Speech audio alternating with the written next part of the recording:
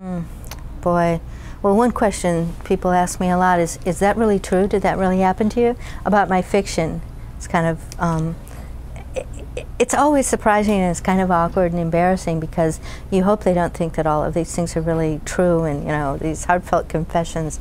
So I try to explain that it's fiction and that it's a work of imagination, that you take, you know, what you find in the world and then you reinvent it around possible other things that might have happened.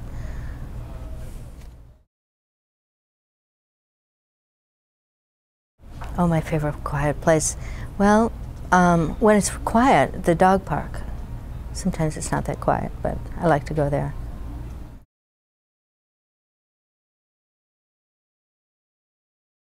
I could talk about my favorite book, which is Lolita, and I would never presume to say that my work is anything like that, but it's an incredible work of invention and humor and drama and pathos. And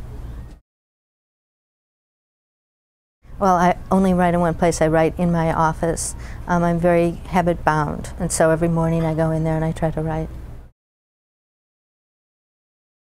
Oh, food, friends, nature, anything but writing. Driving around with the top down, listening to music, anything but writing. Writing is challenging, so to just walk away from the laptop is to recharge one's batteries. Napping is good.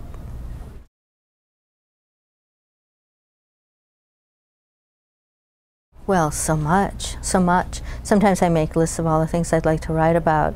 I'd like to write more about, relationships between parents and children, sort of the obsessive nature of teenage love. Those are some of the things I've thought about. Of course, of course. I think that's why it's easier to write in the morning, because when you wake up, you're still kind of on the edge of this other world, and you know, I don't know if things from beyond come to you exactly, if it's quite that dramatic, but I sort of feel that they do. So certainly there's a spiritual aspect, and I think as the day wears on, as you become more engaged in daily activities and, you know, eating and drinking and talking to people, that dispels, and then you have to go to sleep to bring it back.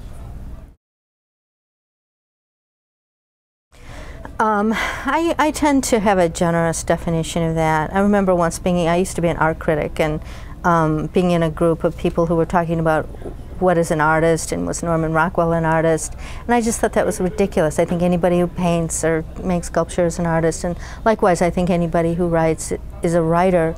Some people are good writers and some people are not so talented writers, but if somebody, you know, writes a book, they're a writer.